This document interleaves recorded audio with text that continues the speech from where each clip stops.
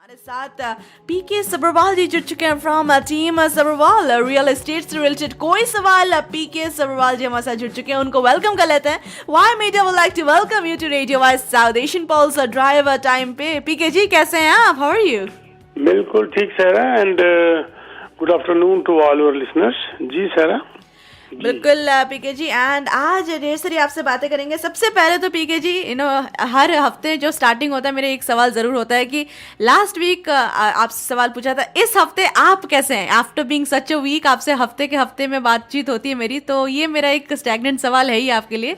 With in this week how have you been sir? Please. बिल्कुल ठीक ठाक। मैं ना वो कहावत है ना सावन हरे ना भादो सूखे तो मैं तो वही का वही हूँ, चाहे जैसा मर्जी हो। अगर आपने अपनी जिंदगी को डिसिप्लिन कर रखा है ना जी, तो आप वैसे ही रहते हैं।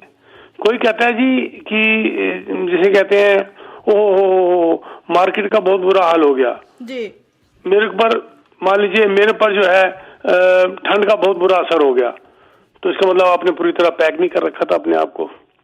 ठीक है जी। मुझे बहुत जबरदस्त लू लग गई क्योंकि आपने फिर अपने लिए गर्मी का इंतजाम नहीं कर रखा होगा।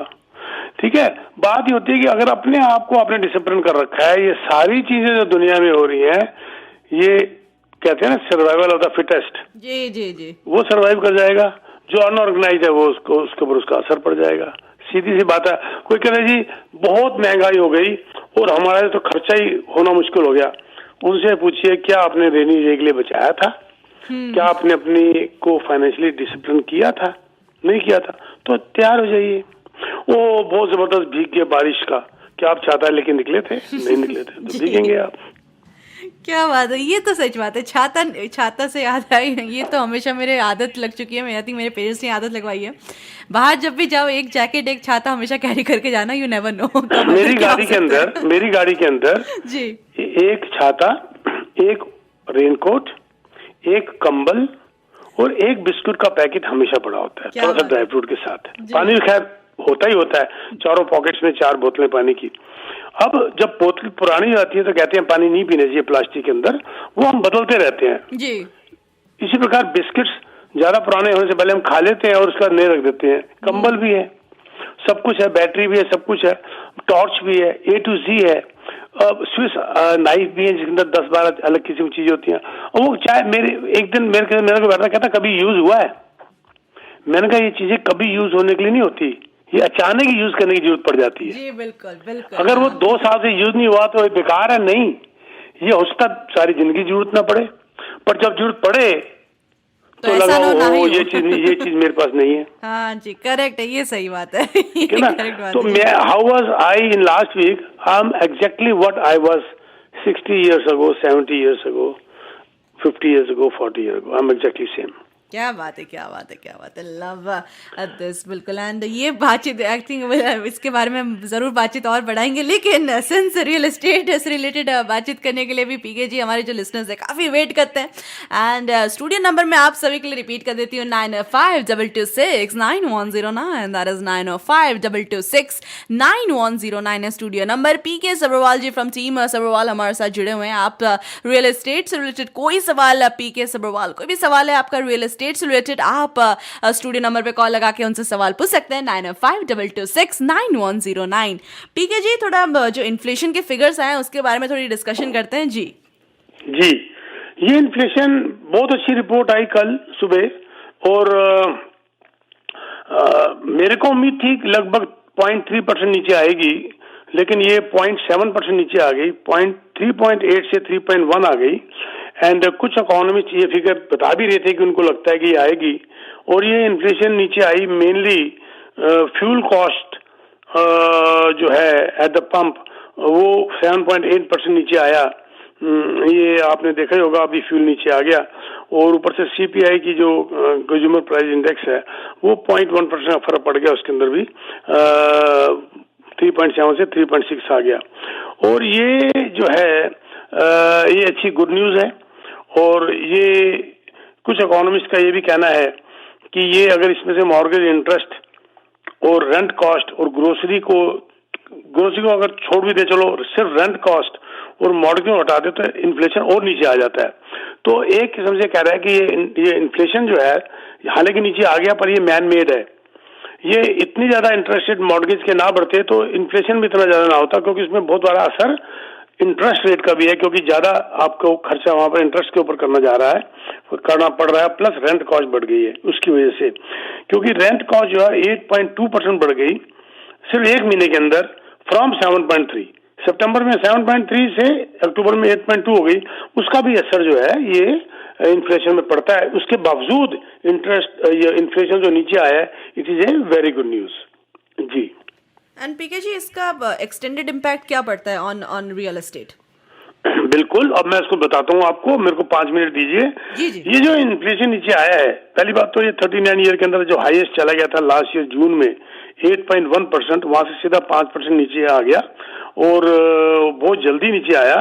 और मुझे टू बी ऑनेस्ट इतनी उम्मीद नहीं थी, पर अब इसका क्रेडिट बैंक ऑफ कनाडा को जाता है, जिन्होंने जबरदस्त इंटरेस्ट रेट बढ़ाकर जो है ये इन्फ्लेशन को नीचे लाए।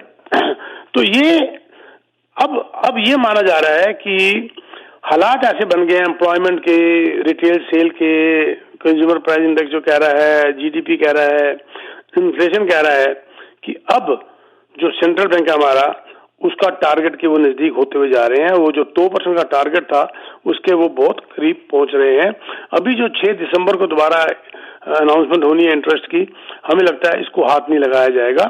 और 19 दिसंबर को जो सीपीआई की डाटा की बारे में डिस्कशन होगा वो भी हमारी फेवर में आएगा। बैंक आरबीसी का ये मानना है कि हम ये एक्सपेक्ट कर सकते हैं कि bank of Canada is done with the rate hike. अब इंटरेस्ट रेट बढ़ने की उम्मीद नजर नहीं आ रही, बल्कि ये अब मिडिल ऑफ 2024 के बाद गिरना शुरू हो जाएगा। आपको याद होगा लास्ट वीक मैं कह रहा था कि मुझे लगता है कि 2024 में 2 से 3 झटके लगेंगे इंटरेस्ट रेट नीचे आने के लिए, क्वार्टर परसेंट के। लेकिन कुछ रिपोर्ट तो अब ऐसी आनी शुरू हो गई है, जैसे मैं डेविड रोजनबर्ग, उनकी अगर रिपोर्ट बताऊं, ये वो सज्जन है जिन्होंने प्रेडिक्ट किया था यूएस हाउसिंग क्रैश 2008 में आया था।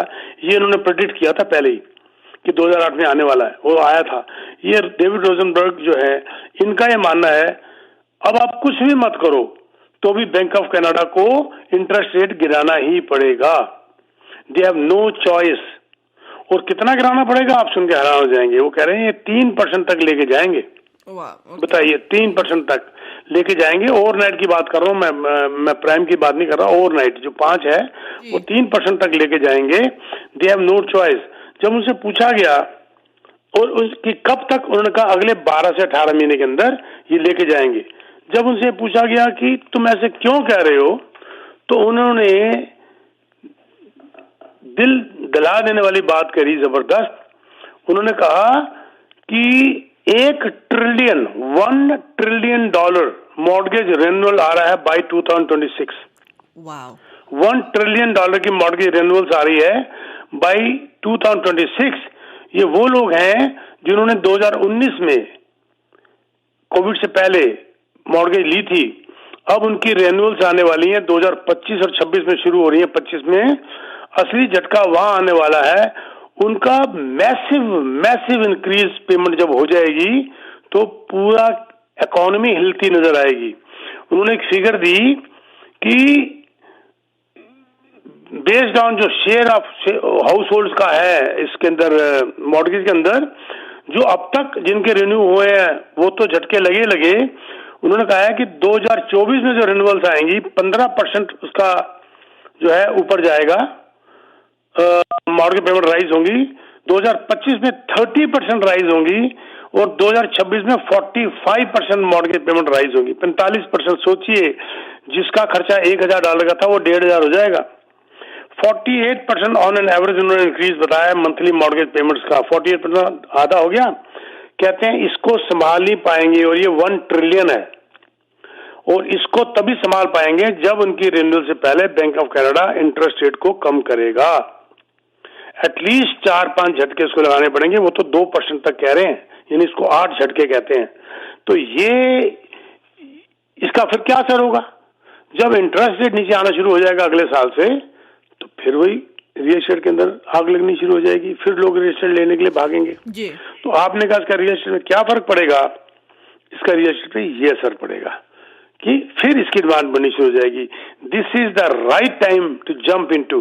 किसी ने अभी पिछले शो में कहा नहीं जी अभी तो इंटरेस्ट बहुत ज्यादा है, तो जब गिरेगा तो हम तब लेंगे। उनको मैंने ये जवाब दिया, ये इंटरेस्ट रेट ज्यादा है अगले 4-5-6 महीने। आज मार्केट सबसे लो है। आज अगर आप लेते हो चाहे रीसेल लो या बिल्डर से इंसेंटिव्स लो, तो आप मुश्किल से 6 महीने का मेगा इंटरेस्ट रेट लोगे, उसके बाद तो इंटरेस्ट गिरना ही गिरना है। लेकिन जब आप गिरने की वेट करोगे, शेयर आया शेयर गया, कब वो आया और कब गया, जैसे आपने इंटरेस्ट रेट गिरने की वेट करी, जैसे इंटरेस्ट गिरा मार्केट बढ़नी शुरू होगी। तब आप पता क्या कहोगे, ओ इंटरेस्ट रेट तो गिर गया, अब महंगी मार्केट महंगी होगी, अब मैं वैसे नहीं ले सकता। जिसने नहीं लेना उसको बहाने बहुत चाहिए जी। जिसने नहीं लेना होता है ना उसके लिए बहुत बहाने, और जिसने लेना होता है उसके पास भी बहुत बहाने। तो मेरा मतलब कहने का ये है कि इंतजार मत करिए, आप वक्त से पहले चलिए, ना कि वक्त के बाद। कहते हैं ना कि जिंदगी आसान नहीं होती जी, इसे आसान बनाना पड़ता है। बिल्कुल राइट। तो ये आसान बनाने का तरीका है, हम इंतजार करते हैं जब ये होगा तो करेंगे, जब ये होगा तो होगा। जब वो कब होके कब निकल जाता है ये पता ही नहीं चलता कि कब आया और कब चला गया। तो ये मेरा मानना है इसके बारे में जी। बिल्कुल पीके जी। एंड मैं अपने लिसनर्स को बता दूं, स्टूडियो नंबर है 9052269109 is the number, 9052269109। Real estate से रिलेटेड कोई भी सवाल है आपका, कोई भी क्लैरिफिकेशन है, कोई डाउट है भाई पूछना है आपसे, पीके जी हमारे साथ लाइव जुड़े हुए हैं स्टूडियो पे, आप उनसे सवाल पूछ सकते हैं कॉल लगा के आज 9052269109 पे। तो हमारी बात चल रही थी वो कि भाई कब लिया जाए या रुके अभी अगले साल लेंगे, कब लेंगे। तो रुकना नहीं होता, never wait to buy real estate, buy real estate and wait. मैं अक्सर कहा करता हूँ जिसने नहीं लेना उसे नहीं लेना जी। जिसने पीना है ना, जिसने मान लो जिसको शराब पीने की आदत है जी, तो उसके पास हर रोज कोई ना कोई बहाना है। हमारे पास एक बहुत पुराने दोस्त हुआ करते थे, अभी गुजर गए, मैं बात कर रहा हूँ लगभग 40 साल पुरानी जी। तो वो मुझे कहते थे ओ सवाल साहब आगे चलो यार, आज ठंड बढ़ी है चलो एक पैक लगाते हैं। अच्छा फिर आज गर्मी बहुत है एक पैक लगाते हैं, आज बारिश हो रही है चलो एक पैक लगाते हैं, आज मेरा मूड बहुत अच्छा है एक पैक लगाते हैं, आज मैं बहुत दुखी हूँ एक पैक लगाते हैं। मतलब हर बात का बहाना जी। तो इसीलिए जिसने घर नहीं लेना, इंटरेस्ट रेट बहुत महंगा है, नहीं लेना।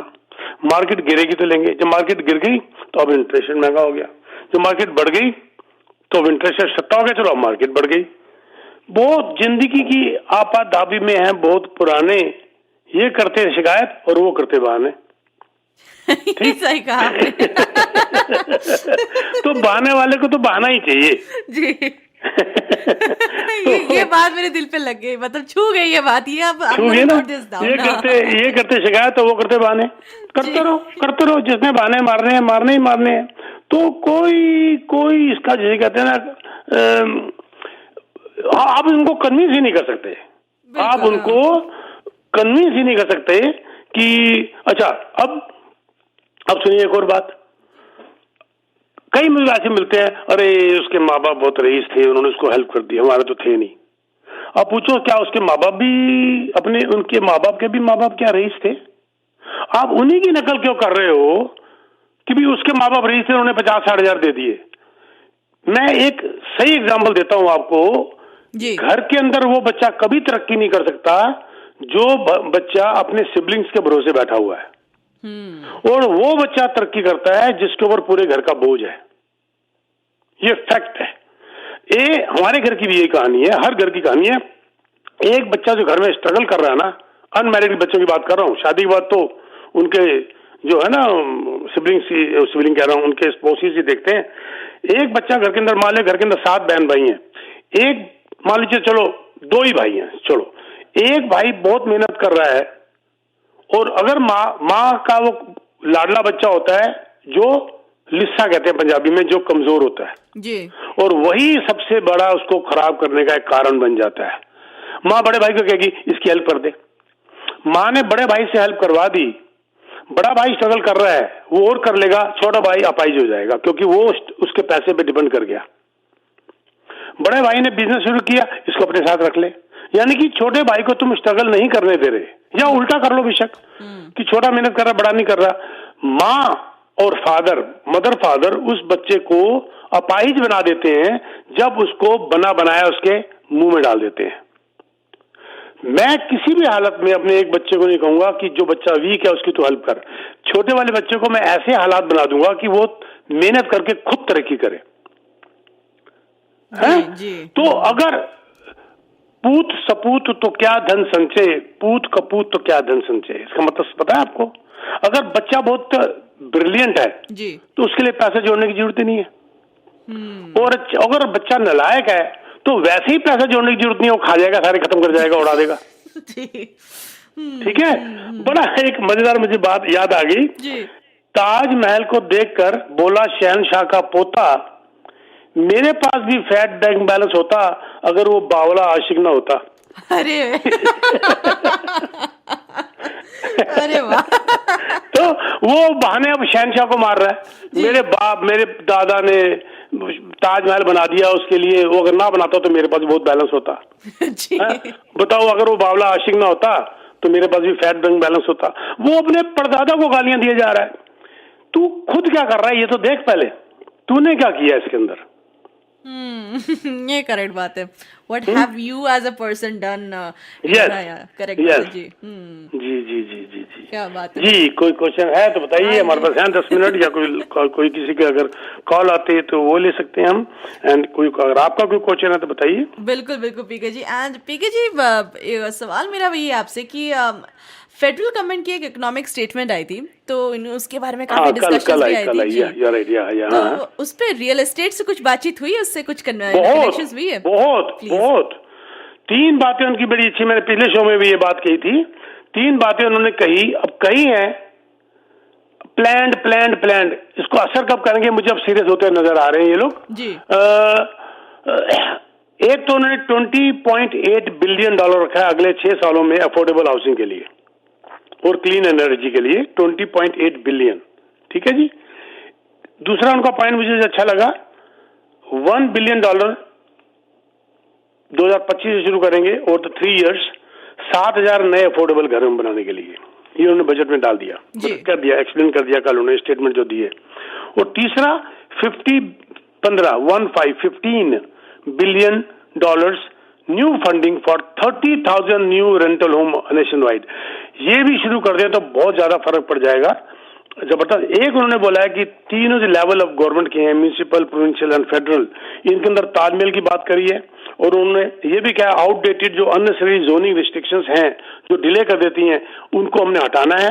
और उन्होंने ये भी कहा है कि हम इसके अंदर we are pledging to continue incentivize the development of more housing supply by removing the zoning, financial and regulatory barriers of construction, particularly जो है रेंटल की बात कर रहे हैं और अफोर्डेबल की बात कर रहे हैं, कह रहे हैं ये रिस्ट्रिक्शंस को हम बिल्कुल ईज आउट करेंगे। ये बात मुझे कल की जो उनकी जो स्टेटमेंट आई है, जिसमें आपने देखा होगा कृषि of free land prime minister के साथ जो बोल रही थी, मैं नोट कर रहा था, it was very very good. उन्होंने एक बात फ्री लैंड, एक बात और भी कही कि current rate of construction is far below we needed. पता क्या उन्होंने कहा, क्या कहा है, हमें कितनी जरूरत है, यहाँ पर आगे डर लगता है। वो कह रही हैं कि 3.5 मिलियन हमें नए घर चाहिए 2030 तक। क्या बात है, 3.5 मिलियन। सवाल ही नहीं उठता बन सके इतने घर। ये फुल फ्लैट आ जाता होगी, लेकिन शुरू तो करें कम से कम। छत नहीं है सिर्फ इंसान की तो क्या करेगा। आपको पता है ज्यादा इमिग्रेट्स ने वापिस जाना शुरू कर दिया है। जी। तो यही एक बहुत बड़ा कारण है। ठीक है ना। प्लस उन्होंने एक दो बातें छोटी मोटी और भी कही हैं कि रिक्वालीफाई के लिए जब आप जो आपके जो इंश्योर्ड मॉर्गेजेस हैं अगर रिक्वालीफाई करने के लिए अब उनको मिनिमम क्वालिफाई रेट की तरफ नहीं जाना पड़ेगा, वो लेंडर स्विच कर सकते हैं। ये बड़ी अच्छी बात होगी। एक उन्होंने कहा कि केस टू केस देखकर लेंडर जो है अब अमोर्टाइजेशन का पीरियड बढ़ा सकते हैं, ये भी बड़ी अच्छी बात कही। एक उन्होंने कहा कि we will urge the bank lenders to waive the fee cost और अदरवाइज जो खर्चे वो लेते हैं मॉर्गेजेस के ईज आउट करने के लिए, इजी करने के लिए। तो ये भी बातें इनकी कुछ अच्छी सी बातें कल मुझे बड़ी अच्छी लगी इनकी जो मैंने कल सुनी। जी जी बिल्कुल। एंड हमारे लिस्टर्स को मैं बता दूं 9052269109 पीके जी हमारे साथ जुड़े हुए हैं। रियल एस्टेट से रिलेटेड कोई भी आपको सवाल है आप पीके जी से बिल्कुल पूछ सकते हैं। रियल एस्टेट से डिस्कशन चल रही है अभी पीके जी के साथ from team Sabharwal. PK Sabharwal from team Sabharwal. 9052269109 studio number 9052269109 पे। पीके जी हाउसिंग स्टार्स जो है वो तो कम होते हुए नजर आ रहे हैं, तो इस पे आपकी क्या ओपिनियन है? हाँ, हाउसिंग स्टार्ट जो है बिल्कुल बिल्कुल हाउसिंग स्टार्ट जो है अभी कम हुआ, 1% और कम हो गया। और ये रिपोर्ट आई है कूल डाउन हो गया। और ये जो है हाउसिंग स्टार्ट जो है 1% नीचे आया है। और एक तो सेल गिरी है, पहले तो मैं ये भी बता दूं आपको, सेल भी गिरी है, उसकी भी बात कर लेता हूँ। प्राइस भी गिरे हैं, इसकी भी बात कर लेता हूँ। ये जो है हाउसिंग स्टार्ट मैं बता दूं आपको 274,600 समथिंग ये सीजनली एडजस्टेड जो है ये हुआ है। प्रीवियस मंथ से अगर आप देखते हैं तो इंक्रीज हुआ 1%, लेकिन ऑन दी होल अगर आप देखते हैं तो वो लगभग 4,000 कुछ कम हुआ है, क्योंकि सितंबर से अगर आप देखते हैं तो ये 2,70,000 से 2,70,000 के करीब आ गया, वो 4,000 कम हुआ है। लेकिन on the whole housing start नीचे की तरफ माइनस की तरफ गया, which is not good sign. पर ये टेम्परेरी है, महीने की बात है। देखो ऑन एवरेज हम पूरे साल 2 साल देखते हैं तो ज्यादा अच्छा होता है। इसको मैं इतना ज्यादा जोर इसके ऊपर मैं नहीं दूंगा जी। बिल्कुल। एंड पीके जी जो अभी एक अपडेट मैंने पढ़ी थी, it's a line that says it's hard to sell. Buyers नहीं है, सेलर्स बहुत, like there are lot of houses out there, sellers भरे हुए हैं, बायर्स नहीं है। हाँ, सीरिया ने कहा है, सीरिया की रिपोर्ट थी, वो कह रहा है कि हाइबरनेशन कर दिया, हाइबरनेट हो गए सारे बायर, छुप गए, बाहर नहीं आ रहे। 2-3 कारण है जी। एक तो इंटरेस्ट रेट इतना ज्यादा है कि वो ले नहीं पा रहे। दूसरा, प्राइस नीचे आने के बाद भी वो सोच रहे हैं कि अब प्राइस और नीचे आएंगे। तीसरा, वो सोच रहे हैं कि इंटरेस्ट भी नीचे आएगा। इनकी ये दोनों बातें ठीक है, मैं तो कहता हूँ तीनों ही बातें ठीक है। घर के प्राइस नीचे आने हैं अगले 2-3 महीने में या नहीं बढ़ेंगे। इंटरेस्ट नीचे आना है लेकिन 6 महीने के बाद। ये ना हो कि 6 महीने के बाद जब इंटरेस्ट नीचे की तैयारी करें और घर के मकान की कीमत बढ़नी शुरू हो जाए। तो मेरे हिसाब से इनका हाइबरनेशन गलत है। इनको अभी मार्केट में आ जाना चाहिए ताकि गिरते हुए घरों की कीमत का फायदा उठा लें, और 5-6 महीने के बाद जब इंटरेस्ट रेट गिरेगा तो उसका भी बेनिफिट इनको हो जाएगा। Yes, you are very right. तो मुझे लगता है सहरा, अगर इसको कंक्लूड किया जाए, क्योंकि मेरा अभी आगे कुछ और मेरी कोई अभी रिकॉर्डिंग है किसी किस्म की। जी जी जी, तो मैं जाते जाते बताना चाहता हूँ कि for any real estate need you can contact me. जल्दबाजी मत करिए, बड़े जबरदस्त इंसेंटिव्स हमने लेके दे रखे हैं। लाखों डॉलर के इंसेंटिव्स बिल्डरों से लिए हैं अलग अलग प्रोजेक्ट्स के ऊपर।